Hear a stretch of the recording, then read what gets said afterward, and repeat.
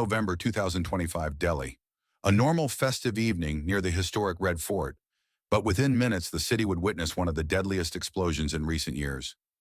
At 6:45 p.m., a white Hyundai i20 leaves the parking lot near Suneri Masjid, right beside the Red Fort. The car takes a U-turn, comes onto the main road, and merges into traffic. At 6:52 p.m., it slowly moves forward and stops at a red light, very close to gate number 1 of the Red Fort metro station. Just a few seconds later, a massive explosion tears through the street. The blast is so powerful that at least 6 nearby vehicles and 3 auto rickshaws instantly catch fire. Street lights shut down on the spot. The glass at the metro station entrance shatters. Vehicles parked far away have their windows blown out, and debris from the nearest cars flies up to 150 meters into surrounding lanes. 2 different people were filming at that exact moment. In the slowed-down footage, the force of the explosion becomes even more terrifying. The camera shakes violently, the shockwave spreads like a ripple, and even a large tree sways as if struck by a storm. Shopkeepers say they had never heard such a loud sound in their lives. Witnesses describe it as a deafening roar, something they had never experienced before. The sound of the blast was heard up to 2.5 kilometers away, all the way to ITO. Delhi Fire Service receives the first emergency call, and within minutes, 7 fire tenders are dispatched to control the flames. According to eyewitnesses, police reach the location around 7 p.m., and by 7:15, ambulances begin arriving. But before the ambulances reach, something remarkable happens. Local people from Chandni Chowk run into the smoke and chaos to help the victims. Using e-rickshaws, handcarts, and even personal bikes, they start transporting the injured to the hospital. More than 20 people are reported injured and are taken to Lok Nayak Jai Prakash Hospital. Tragically, 8 of them die before reaching the hospital, and as of current reports, 13 people have lost their lives in this blast.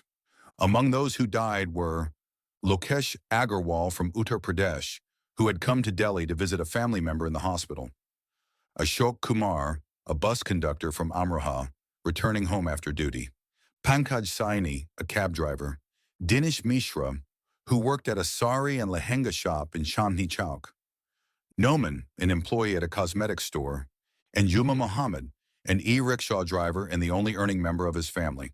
Within hours, the entire area is sealed off. Bomb disposal squads, forensic experts, and the Delhi Police Special Cell begin combing through the blast site. Soon, the National Investigation Agency and the National Security Guard join the investigation, confirming that this is no ordinary accident. This is being treated as a possible terror attack.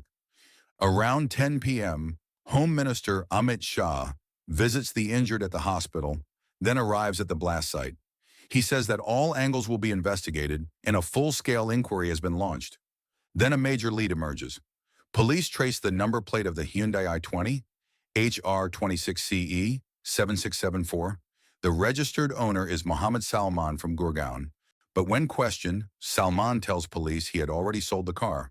He sold it to Devendra in Okla. Devendra then sold it to someone in Ambala, and after that it passed to yet another person. A long, confusing chain of ownership, a pattern often seen in vehicles used for terror activity. But soon a much bigger connection comes to light. On the same day as the Red Fort blast, 10th November, a joint operation by Jammu and Kashmir, police and Haryana police leads to the arrest of 2 doctors in Kashmir. They are suspected to be linked with Ansar Ghazwat al-Hind and Jaish-e-Mohammed, both associated with Pakistan-based terror networks. Earlier in Srinagar's Naugam area, posters supporting Jaish-e-Mohammed had appeared, threatening the police and the army. When the J&K police investigated, they traced the lead to Dr. Adil Majid Raider, originally from Kasagun, who was working in a hospital in Saharanpur. When police checked the locker from his previous job at the Government Medical College in Anantnag, they found an AK-47 rifle hidden inside. Adil's interrogation leads investigators to another doctor, Dr. Mujamil Ahmad Ganai, from Pulwama, who was teaching at a university hospital in Faridabad. About 10 days earlier, Mujamil had already been detained. Based on his statements, Haryana police raided a rented house in Faridabad. What they found shocked the entire security establishment.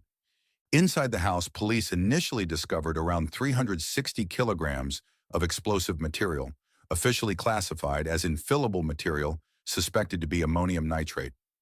After more rounds of search, the total amount seized exceeded 3,000 kilograms. Along with it, police recovered 20 timers, batteries, detonators, remote devices, heavy metals, electrical wires, and other bomb-making materials. A crink rifle, 3 magazines, and a pistol were also found. This wasn't just a small terror hideout. This was the setup for a massive conspiracy, possibly multiple coordinated attacks. Police confirmed the operation in Faridabad was active just days before the Red Fort explosion. Soon, both investigations, the Faridabad terror module and the Red Fort blast, begin to converge. According to a report by the Indian Express, citing high-level sources in the Jammu and Kashmir police, the blast in Delhi is linked to those arrested in Faridabad. However, the government and the investigating agencies have not yet officially confirmed this connection.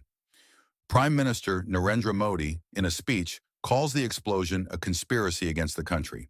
He says the conspirators will not be spared and that the National Investigation Agency is now handling the case as a counter-terror investigation.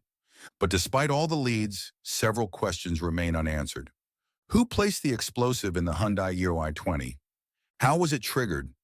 Was it a remote device, a timer, or something else? What was the motive? And who was directing this entire operation?